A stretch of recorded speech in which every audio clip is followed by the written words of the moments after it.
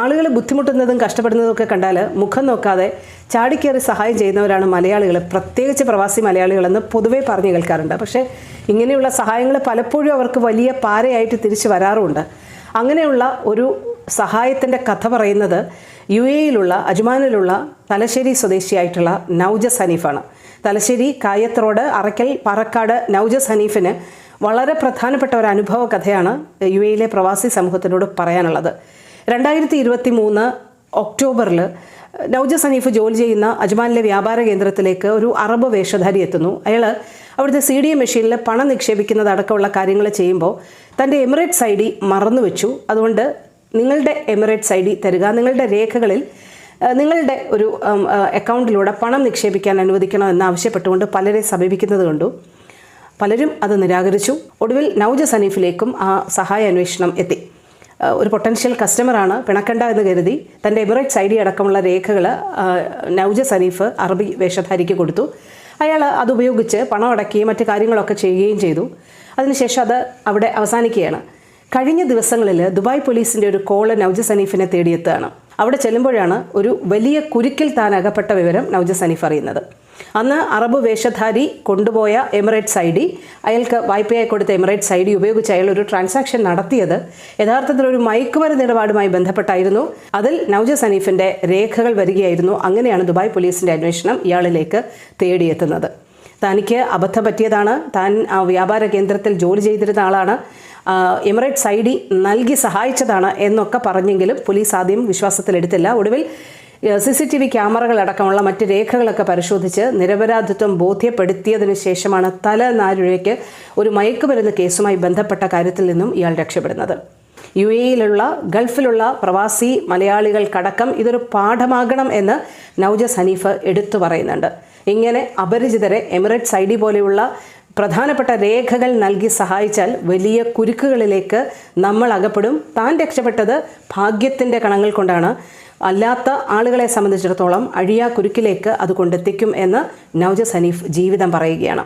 അതുകൊണ്ട് ഇക്കാര്യങ്ങളൊക്കെ ശ്രദ്ധിക്കുക. സഹായ മനസ്ഥിതി നല്ലതാണ്, പക്ഷേ അർഹമായ കരങ്ങളിലേക്ക് നിങ്ങളുടെ സഹായം ചെല്ലാവൂ എന്ന് നൗജസ് ഹനീഫ് ജീവിതം കൊണ്ട് നമ്മളെ ഓർമ്മപ്പെടുത്തുന്നുണ്ട്. വരുന്ന നവംബറിലാണ് ഷാർജ അന്താരാഷ്ട്ര പുസ്തകോത്സവത്തിൻ്റെ അടുത്ത എഡിഷൻ അരങ്ങേറുക. അതിനു മുന്നോടിയായി എഴുത്തുകാരെയും പ്രസാധകരെയും ഒക്കെ ആദരിക്കുന്ന അന്താരാഷ്ട്ര പുരസ്കാരത്തിനായി ഷാർജ പുസ്തകോത്സവ അവാർഡുകൾക്കായി അപേക്ഷ ക്ഷണിച്ചിരിക്കുന്നു എന്നുള്ളൊരു കാര്യമാണ് ഇപ്പോൾ നമുക്ക് പറയാനുള്ളത്. ഷാർജ ബുക്ക് അതോറിറ്റി ഒരുക്കുന്ന അവാർഡിന് ഓഗസ്റ്റ് 31 വരെയാണ് അപേക്ഷ സ്വീകരിക്കുക. 6,20,000 ദിർഹത്തോളം വരുന്ന തുകകളാണ് വിവിധ കാറ്റഗറികളിലായി പുരസ്കാരങ്ങളായി നൽകുക.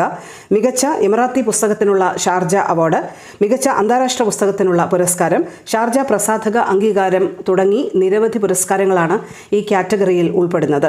ഷാർജ അന്താരാഷ്ട്ര പുസ്തകോത്സവ ഔദ്യോഗിക വെബ്സൈറ്റിൽ എൻട്രികൾ നിങ്ങൾക്ക് സമർപ്പിക്കാവുന്നതാണ്. അപേക്ഷകരുടെ മാനദണ്ഡങ്ങളെയും മറ്റു കാര്യങ്ങളെയും കുറിച്ചുള്ള വിവരങ്ങളും ഷാർജ ബുക്ക് അതോറിറ്റിയുമായി ബന്ധപ്പെട്ട പുസ്തകോത്സവവുമായി ബന്ധപ്പെട്ട ഈ വെബ്സൈറ്റിൽ പ്രസിദ്ധീകരിച്ചിട്ടുണ്ടെന്നും ഈ അറിയിപ്പിൽ വ്യക്തമാക്കുന്നുണ്ട്.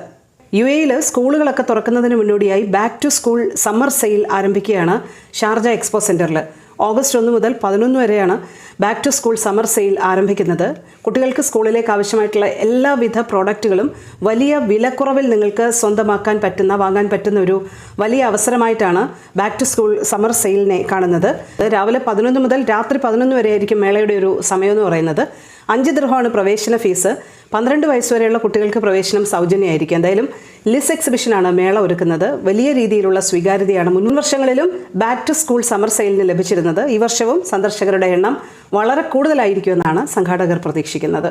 ഗൂഗിൾ ക്രോം ഉപയോക്താക്കൾക്ക് ഒരു പ്രധാനപ്പെട്ട മുന്നറിയിപ്പ് നൽകിയിരിക്കുകയാണ് UAE അധികൃതർ.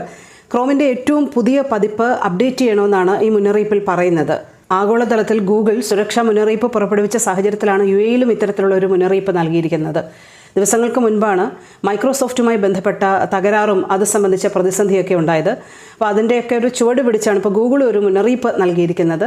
അതുകൊണ്ട് തന്നെ ഗൂഗിൾ ഉപയോക്താക്കൾ ഏറ്റവും പുതിയ പതിപ്പ് അപ്ഡേറ്റ് ചെയ്യണം എന്നുള്ളൊരു മുന്നറിയിപ്പാണ് UAE-യും ഇപ്പോൾ നൽകിയിരിക്കുന്നത്. അബുദാബിയിൽ കാലിക്കുപ്പികളും മറ്റു കാര്യങ്ങളും ഒക്കെ നിക്ഷേപിച്ചാൽ റിവാർഡ് പോയിന്റുകൾ ലഭിക്കുന്ന ഒരു സംവിധാനം ഏർപ്പെടുത്തിയിരിക്കുകയാണ്. ഉമ്മുൽ ഇമറാത്ത് പാർക്ക്, സായിദ് അന്താരാഷ്ട്ര വിമാനത്താവളം തുടങ്ങി അബുദാബിയുടെ പ്രധാന കേന്ദ്രങ്ങളിലായി 25 റിവേഴ്സ് വെൻഡിംഗ് മെഷീനുകളാണ് തദ്വീർ ഗ്രൂപ്പ് സ്ഥാപിച്ചിരിക്കുന്നത്. കാലിയായ പ്ലാസ്റ്റിക് കുപ്പികളും അലുമിനിയം ക്യാനുകളും ഒക്കെ റിവേഴ്സ് വെൻഡിംഗ് മെഷീനിൽ നിക്ഷേപിക്കാം, പോയിന്റുകൾ നേടുകയും ചെയ്യാം. വിവിധ സ്റ്റോറുകളിൽ ഈ പോയിന്റുകൾ റെഡീം ചെയ്യാൻ നിങ്ങൾക്ക് സാധിക്കുകയും ചെയ്യും. RVMൽ നിക്ഷേപിക്കുന്ന പ്ലാസ്റ്റിക് കുപ്പികളും ക്യാനുകളും എല്ലാം പുനരുൽപാദനത്തിനായി പ്രത്യേക രീതിയിൽ സൂക്ഷിക്കുകയും ചെയ്യും. ഇവ നൽകുന്നതിനനുസരിച്ച് പണമോ പോയിന്റുകളോ നമുക്ക് പ്രതിഫലമായി ലഭിക്കുന്ന രീതിയാണ് അബുദാബിയിൽ ഏർപ്പെടുത്തിയിട്ടുള്ളത്.